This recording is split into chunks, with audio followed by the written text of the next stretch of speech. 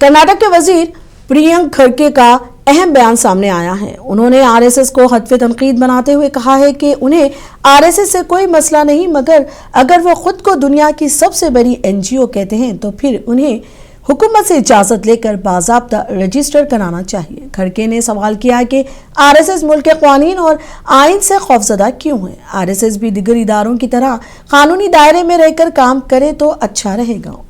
इनके पास इस बयान पर सियासी बहस एक बार फिर गर्मा गई है।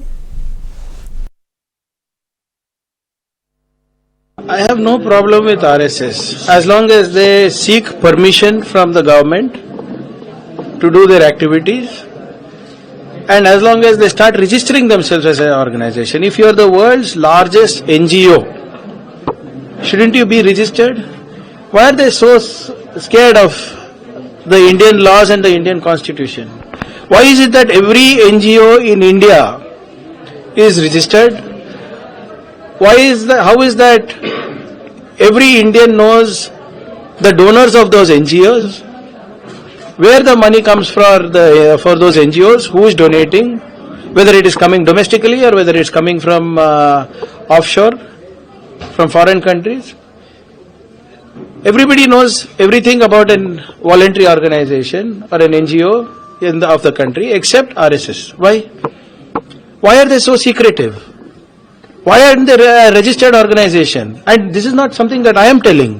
They have given it to the government saying that they are an unregistered organization. Now tell me, how can an unregistered organization have lakhs of people do march pasts across the country?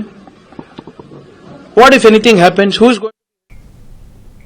Andhra Pradesh के वजीर transport मंडीपल्ली Ramprasad Reddy ने कर्नूल जिले में पेश आए बस हादसे के हवाले से बात की और अपोजिशन मीडिया की रिपोर्टिंग को मुस्तरद कर दिया। वजीर का कहना है कि हादसे से मुतालिक वाईसीपी के चैनल की जानिब से चलाई गई खबरें मुकम्मल तौर पर बेबुनियाद है। उन्होंने वजाहत की कि सीसीटीवी फुटेज के मुताबिक शराब लाइसेंस याफ्ता वाइन शॉप से खरीदी गई थी, जबकि मीडिया ने गलत तौर पर बेल्ट शॉप से खरीदारी का इल्जाम लगाया। అందరికీ నమస్కారం। గత 23వ తారీఖున కర్నూలు జిల్లా పెద్దటేకూరులో జరిగిన ప్రమాదంపై కొన్ని సత్యాలు ప్రజల దృష్టికి తీసుకోదలుచుకున్నానండి। ఎందుకంటే ఈ రోజుటికి జగన్మోహన్ రెడ్డి ఆయన పత్రిక తప్పులు రాతలు రాయడం, ప్రజలను ఏమార్చడం, ప్రభుత్వంపై బురద జల్లే కార్యక్రమాలు తప్పక ఎప్పుడు నిజాలు మాట్లాడిన పాపాన పోలేదు। ఎందుకంటే ఇప్పటికీ మేము ఆ ప్రమాదంలో మృతి చెందిన కుటుంబాలకు మా యొక్క సానుభూతిని తెలియజేసుకుంటున్నాం। ఆ సంఘటనలో ఎవరైతే గాయపడ్డారో వాళ్లకు ప్రభుత్వం అండగా ఉండి వాళ్ళకి ట్రీట్మెంట్ కూడా అందిస్తున్నాం। ముఖ్యంగా సాక్షి పేపర్ అనేది, సాక్షి టీవీ అనేది ఏ రోజు ప్రజల కోసం ప్రజల పక్షాన పనిచేసిన పాపం లేదు। ఇంత పెద్ద ప్రమాదం జరిగితే ఎవరు జగన్మోహన్ రెడ్డి గాని ఆయన తరపున ఉన్న వాళ్ళు గాని ఒక్క రూపాయి కూడా క్షతగాత్రులకు గాని మరణించిన వాళ్ళకు కూడా ఇస్తామని చెప్పిన పాపాన్ని పోలేదు। మా ముఖ్యమంత్రి గారు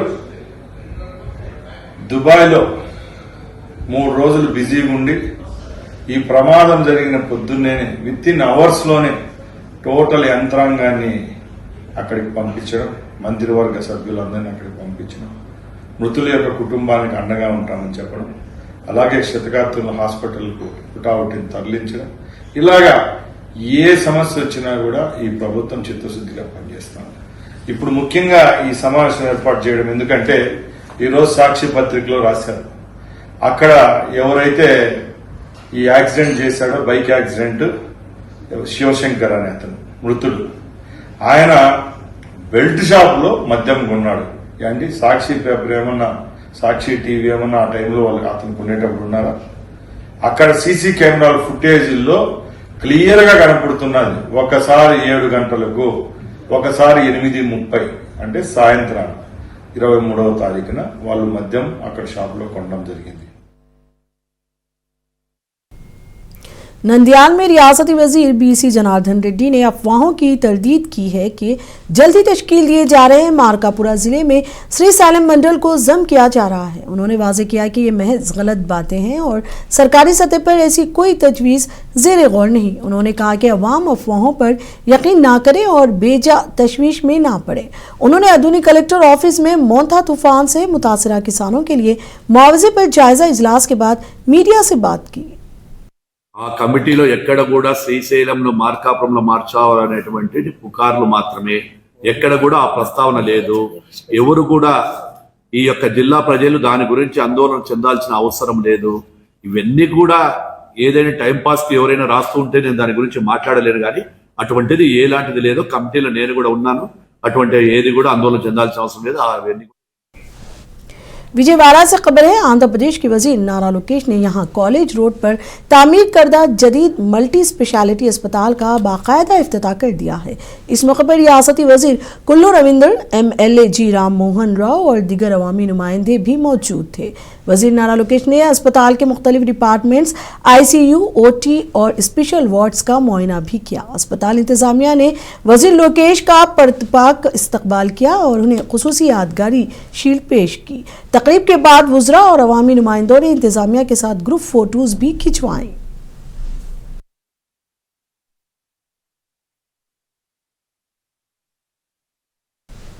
आंध्र प्रदेश के तिरुपति से खबर है, श्री कालाहस्ती में movement for piece and justice के अरकान का इजलास मुनक़िद हुआ, जिसमें तंजीम के नए अहदेदारों का इंतखाब किया गया। रियासती क़यादत की हिदायत पर रॉयल सीमा इंचार्ज अयूब खान ने शेख अमीर बादशाह को तिरुपति ज़िले सदर और अब्दुल कलाम को ज़िले जनरल सेक्रेटरी के तकर्रुरी नामे हवाले किए। इस मौके पर नौ मुंतखब अहदेदारों ने कहा कि वो इंसाफ और अमन के लिए जद्दोजहद करते रहेंगे। నేడు శ్రీ కాళహస్తి పట్టణంలో MPJ movement for peace and justice ఉద్యమ కమిటీని ఏర్పాటు చేయడం జరిగింది. ఈ కార్యక్రమానికి రాయలసీమ బాధ్యులు విచ్చేశారు. విచ్చేసిన సందర్భంగా వారికి అందరికీ కాళహస్తి పట్టణం తరఫున ధన్యవాదాలు తెలియజేస్తూ, ముఖ్యంగా రావడం ఏమంటే ఈరోజు తిరుపతి, కాళహస్తి పట్టణంలో కమిటీలు ఏర్పాటు చేయడం జరిగింది. అందులో భాగంగా నా పేరు Ameer Basha, movement for peace and justice జిల్లా అధ్యక్షులుగా, తిరుపతి జిల్లా అధ్యక్షులుగా నన్ను ఎన్నుకోవడం జరిగింది. నా పెద్దలు గౌరవనీయులు హ్యూమన్ రైట్స్ జిల్లా అధ్యక్షులు అయినటువంటి అబ్దుల్ కలాం గారిని జిల్లా కార్యదర్శిగా, ప్రధాన కార్యదర్శిగా ఎన్నుకోవడం జరిగింది.